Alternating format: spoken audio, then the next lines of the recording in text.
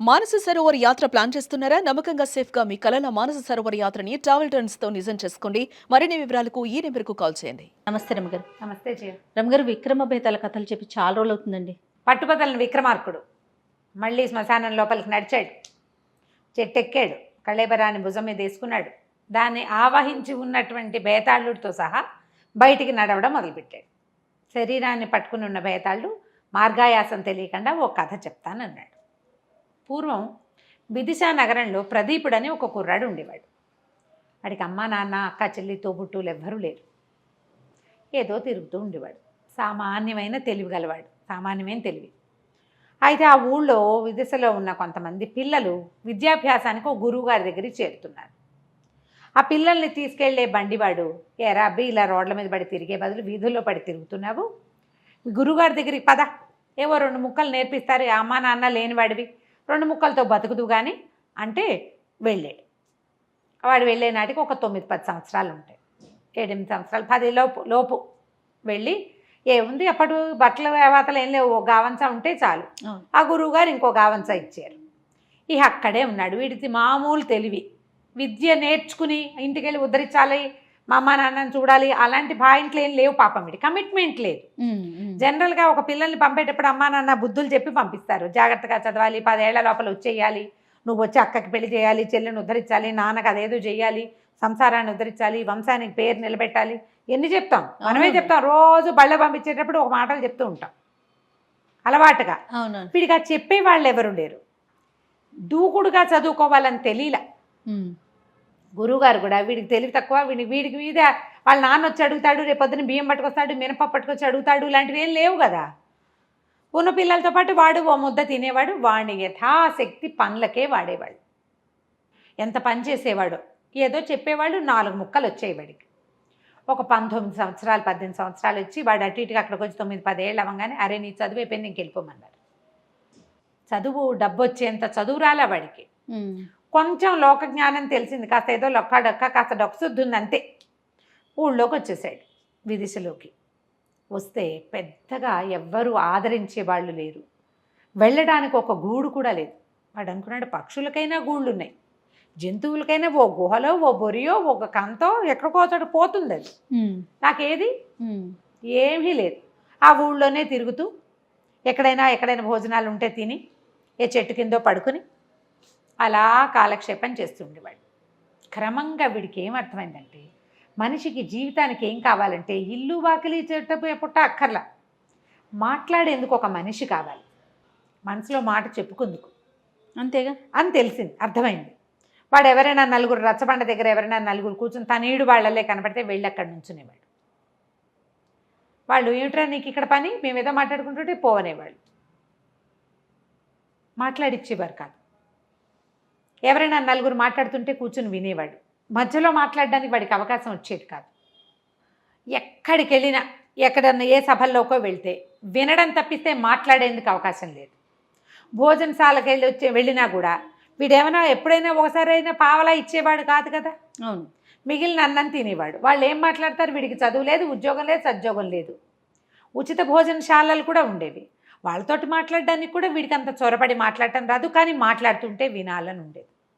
క్రమంగా వాడికి జీవితం విరక్తి పెట్టిపోయింది. ఎవ్వరూ మాట్లాడేందుకు దిక్కులేని ఈ వెధవ బతుకు ఎందుకు, అనవసరం కదా అనిపించేసింది.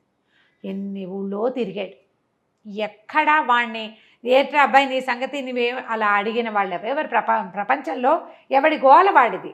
నీతో నాకేమైనా పని ఉంటే మాట్లాడతా, లేకపోతే ఎందుకు మాట్లాడతా, దారిపోయేవాడిని పిలిచి మాట్లాడం కదా. ఇలా జరిగిపోతుంటే వాడికి ఏమనిపించిందంటే ఓనాడు వెధవ బతుకు ఎందుకు, చచ్చిపోదాం. ఓల్డ్ మార్గాలు ఆలోచించాడు, ఎట్ట చచ్చిపోవాలి. ఇప్పుడు ఏ చెట్టుకో ఊరి పోసుకుంటే ఊళ్ళో వాళ్ళు చూసి ఆ పూట ఊళ్ళో అందరికీ తిండి లభించకుండా అనాథ శవం, దాన్ని ఎవరు తగలేయాలి, రకరకాల ప్రశ్నలు ఆలోచించాడు. వీళ్ళందరికీ ఇబ్బంది కూడా పెట్టకూడదు మనం. ఈ రచ్చబండ దగ్గర చెట్లు బాగుంటాయి, అక్కడ చెట్టు మీద ఊరేసుకుంటే ఎవరు అక్కడ కూర్చోకుండా అయిపోతారు, ఇక్కడ కూడా వద్దనుకున్నాడు. ఆలోచించి ఏమనుకున్నాడు, చెరులో పడిపోదాం, కాలువ కొట్టుకుపోతుంది శరీరం, ఏ జలచరాలు తింటాయి పోని అనుకొని వాడికి నడువుకు ఒక గావంచ ఉంది. ఇవి ఫంక్షన్లు అప్పుడు బట్టలు పంచుతారు, అట్లా ఒక గనగంత ఒక ఉత్తరీయం ఒక లభించినాయి వాడికి. ఏమనుకున్నాడు, దాన్ని పట్టు చేతులకు కట్టేసుకుని నదిలో దిగుదాం. కాళ్ళు చేతులు కట్టేసి ఉంటాయి కాబట్టి కొంచెం లోపలికి వెళ్ళిన కొందుకి ఏదో ఇట్లా ఇట్లా అంటాడు. మామూలుగా మనం మామూలు వాళ్ళని నీళ్ళలో పడేస్తే వాడు యథాశక్తి ప్రయత్నం చేస్తాడు బతకడానికి. వీడికి కొంచెం ఈతొచ్చు. గురుగారి దగ్గర ఉన్నప్పుడు సెలయేళ్ళ దగ్గర అక్కడ తిరిగిన అనుభవం ఉంది వాడికి. కొట్టుకుని పైకి వచ్చేస్తానేమో.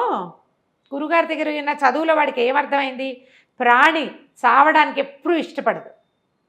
పీక నుండి వేస్తుంటే తోసేయడానికి ట్రై చేస్తాడు. చచ్చిపోదామనుకున్న వాడు కూడా తోసేస్తాడు. కాళ్ళు కొట్టుకుంటే శరీరం ఒప్పుకోదు, చావుకి రెడీ అవ్వదు. కాబట్టి మనం ఏం చేయాలి, ఈ నీళ్ళల్లోకి కాళ్ళు చేతులు కట్టుకుందామని అనుకున్నాం. చేతులు కొద్దులేపోని కాళ్ళకు కట్టుకుందామని కాళ్ళకు కట్టుకుని నీటిలో దిగాడు. దిగి లోతుకి వెళ్తూ ఉండగా తనకి 2 బారాల దూరంలో ఒక కుర్రాడెవిడో కొట్టుకుపోతూ సతమతం అయిపోతున్నాడు. రక్షించమంటున్నాడు, మునకలేసేస్తున్నాడు. దాంతో వీడికి అయ్యో వాడెవడో, నేను కావాలని చచ్చిపోతున్నా, వీడెవడో ఒట్టిగా ఇదిగా కొట్టుకుపోతున్నాడు, వాడెక్కడో పైనుంచి కొట్టుకొస్తున్నట్టుగా ఉన్నాడు. వీడు ఆగ మేఘాల మీద అవి కాలికి చేతులు కట్టుకోలే, ఇంకా కాళ్ళకే కట్టుకున్నాడు. ఆ కాలుది ఎట్లా కొట్లా తొక్కి తొక్కి తొక్కి దాన్ని ఊడ తీసుకుని ఆ పరిగెడుతున్న ఆ నీళ్ళలో కొట్టుకుపోతున్న వాడి వెనకాల పడ్డాడు. వాడు ఇంచుమించుగా వీడంతా పొడుగు ఉండి పుష్టిగా ఉన్నాడు. వీడికి ఆహారం అప్పుడప్పుడు దొరికి బక్కవాడు. వీడు ఆ పడిపోయి నీళ్ళలో పడి ఉన్నవాడు మంచి దృఢమైన వాడు, బలాఢ్యుడు. వాడిని నది మధ్యలోంచి ఒడ్డుకి ఈడ్చుకొచ్చేసరికి ప్రాణాలు కడబట్టిపోయినాయి. వాడి వల్ల కాల, కానీ వదిలే బుద్ధి కాల. నా వల్లే కావట్లేదు, చచ్చిపోతానంతే అర్థమవుతోంది. వీడిని వదిలేస్తే వాడు పోతాడు, నేను పోతా. కానీ వాడు ప్రాణాల కోసం కొట్టుకుంటున్నాడని అర్థమయ్యారు. రెండో వాడిని ఈడ్చుకొచ్చేసాడు. ఈ నది వెంబడి కొంతమంది పరిగెత్తుకుంటూ వస్తున్నారు, సైనికులు లాంటి వాళ్ళు. చిన్నబాబు అని అరుస్తూ. ఎప్పుడైతే ఈ కుర్రాడు, ఈ మన ప్రదీపుడు ఈ కుర్రాడిని పట్టేసుకున్నాడు, ఆ రెండో వాడిని పట్టుకున్నాడో లాక్కొస్తున్నాడో, పైగా ఏంటంటే ఎక్కడ కనపడితే అక్కడే లాక్కొచ్చేయలేరు, ఇంకా ముందుకు ఓ పక్కకు కొట్టుకుంటూ వెళ్ళాలి కదా ఈదుకుంటూ. అక్కడ దాకా వాళ్ళంతా పరిగెత్తుకొచ్చారు. ఇతను ఒడ్డు మీదకి వచ్చి ఆయన అక్కడ బారేసి ఇట్లా చొప్పకట్టలో పడిపోయేసరికల్లా వాళ్ళు చిన్నబాబు అని తీసుకొచ్చిన వాడిని వదిలిపెట్టేశారు. ఆ కుర్రాన్ని పట్టుకున్నారు. వాళ్ళు నీళ్లు కక్కిచ్చారు. ఊపిరాడుతోందో లేదో చూస్తున్నారు. ఎవరో వైద్యుడిని కేకేసుకొస్తానని ఓ 2 పరిగెత్తారు. ఇతను మెల్లిగా ఈ ప్రదీపుడు కాస్త ఓపిక వచ్చాక నిదానంగా లేచి బయలుదేరి వెళ్ళాడు అక్కడి నుంచి. లెక్క ప్రకారం ఏమిటి, అతను చచ్చిపోవాలి, ప్లాన్ అది కదా.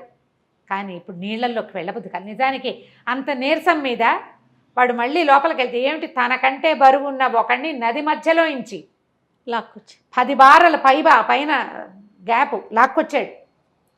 ఆ నీరసానికి నదిలోకి వెళ్తే ఈసారి వాడికి ఈదే సత్తు లేదు, గ్యారెంటీగా చచ్చిపోతాడు. కానీ ఏం చేయలే, మెల్లిగా బయటకు వచ్చాడు. కాళ్ళు ఈడ్చుకుంటూ పోయి చెట్టు కింద పడుకున్నాడు. కాస్త ఓపుకొచ్చాక సాయంకాలం అయింది. ఆ దూరంగా ఒక దేవళం ఉంది, దాంట్లో సాయంకాలం గంటలు కొట్టాక ప్రసాదం పెడతారు. వీడు ప్రసాదం కోసం కాళ్ళు ఈడ్చుకుంటూ పోయి ఆ గుళ్ళో బయట కూర్చున్నప్పుడు అతను కనపడ్డారు చాలామంది. సంపన్న గృహస్థు ఒక ఆయన, నేను భార్య, ఒక 14 ఏళ్ల పిల్లవుతి, ఒక 10 ఏళ్ల పిల్లవుతి, ఇంకో 3 ఏళ్ల వాళ్ళు, 5 ఏళ్ల వాళ్ళు, వీళ్ళు కాకుండా పనివాళ్ళు, బుట్టలతోటి పలహారాలు, ప్రసాదం బాగా దొరుకుతుంది, పళ్ళు గిళ్ళు పువ్వులు తెస్తున్నారు. అంతా లోపలికి వెళ్ళారు సందడిగా. వాళ్ళకేసి చూస్తున్నాడు. నాకు ఇలా కుటుంబం లేదే, ఇది వరకు వాడికి చాలా అనిపించేది. ఇప్పుడు వాళ్ళకేసేసి అలా చూస్తూ ఉండిపోయాడు. వాళ్ళు లోపలికి వెళ్ళారు. లోపల పూజ చేయించారు. పూజ చేయించి మన అర్చకుడు ఉంటాడు కదా, అర్చకుడితో చెప్పాడు, ఇవాళ భగవంతుడి దయ వల్ల మా చిన్నబాబు రక్షించబడ్డాడు, లేకపోతే ఇంకా కాసేపు ప్రవాహం సముద్రం వైపు గనక వెళ్ళిపోయి ఉంటే పిల్లాడు కూడా దొరికేవాడు కాదు. ప్రాణాలు కడపట్టినాయి కానీ ప్రాణాలతోటే దొరికాడు. ఎవడో మహానుభావుడు పిల్లవాడిని సేవ్ చేశాడు. అందుకని ఈ రోజున అబ్బాయి పుట్టినరోజుగా భావించి వాడు బతికొచ్చాడు కాబట్టి ఇదంతా భోగం చేయిస్తున్నాము అని ఎన్నో లడ్లు, ఎన్నో స్వీట్లు, ఎన్ని రకాలో దేవాలయానికి 1 ఎకరం పొలం రాసిస్తున్నానని చెప్పాడు తండ్రి. ఇంతలో పని వాళ్ళు బయటికి లోపలికి తిరిగి ఒక కుర్రాడు ఒకడు పరిగెత్తుకొచ్చి పొద్దున్న చిన్నబాబుని రక్షించిన ఒక అతను కనపడ్డాడు కదా, అలాంటి వాడే ఒకడు వాకిట్లో కూర్చుని ఉన్నాడు. సేమ్ అలాగే పోలికలో కనపడుతున్నాడు. అతను అవునో కాదో తెలియదు. ఆ పెద్ద ఆయన భార్య గబగబా బయటకు వచ్చారు.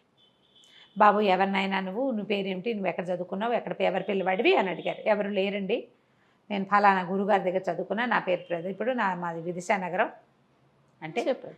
బాబు నువ్వు పొద్దున్న ఎవరినైనా రక్షించావంటే అవునండి, నదిలో పిల్లవాడు ఒక కుర్రాడు పడిపోతే నేను పట్టుకున్నాను, కానీ ఆయన వచ్చి కాళ్ళు పట్టుకున్నాడు, ఆయన ఏమగన్నదో నీ వల్ల మా పిల్లవాడు బతికాడు, 25 ఏళ్ళు చేతికి అందొచ్చిన కొడుకు నదిలో గుర్రమించి నదిలో పడిపోయాడు, అతనికి ఈద రాదు.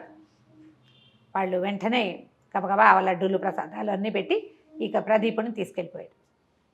ఇంటికి తీసుకెళ్ళి మా అబ్బాయి చాలా ఏడిచేస్తున్నాడు మధ్యాహ్నం నుంచి, నన్ను బతికిచ్చి వాడు ఎవడో చచ్చిపోయాడేమోనని భయపడుతున్నాడు, నువ్వేమయ్యావో మా పాలేళ్ళేమో పని వాళ్ళు చూడలేదు సైనికులు. మధ్యాహ్నం నుంచి మా అబ్బాయి అన్నం కూడా తింటలేదు, ఏదో కాస్త ద్రవం పుచ్చుకున్నాడు, నన్ను రక్షించిన వాడు బతుకున్నాడో లేదో కనుక్కోండి, లేకపోతే వాడి బతుకు నేను బతకాల్సి వస్తుందని ఏడుస్తున్నాడు అని తీసుకుపోయారు. ఆ అబ్బాయి కావలిచ్చుకున్నాడు, నీ వల్ల నేను బతుకున్నాను అని చెప్పి మాతోటే ఉండు అని ఉంచుకున్నారు. 6 నెలల తర్వాత వాళ్ళ పెద్ద అమ్మాయిని ఇచ్చి పెళ్లి చేశారు. ఆ కుటుంబం ఇతని కుటుంబం అయిపోయింది.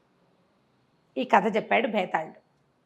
చెప్పి రాజా మార్గాయాసం తెలియకుండా కథ విన్నావు కదా, చచ్చిపోదామనుకున్న ప్రదీపుడు ఎందుకు మళ్ళీ రెండో అవకాశాన్ని వినియోగించుకోలేదు? ఆ కుర్రాన్ని తెచ్చి బయటపడేశాడు, తను పోయి నదీ ప్రవేశం చేయొచ్చుగా, పుసుకుని పోయేవాడు అంత నీరసం మీద, ఎందుకు చేయలేదు అంటే రాజు చెప్పాడు, తన జీవితానికి ఏ ఉపయోగము లేదనుకున్నాడు ప్రదీపుడు, కానీ తను ఒక ప్రాణాన్ని రక్షించేసరికల్లా ఎవరినైనా రక్షించడానికి ఏ బంధము అక్కర్లేదు, బతికి ఉండడానికి బంధమే అవసరం లేదని అర్థమైంది.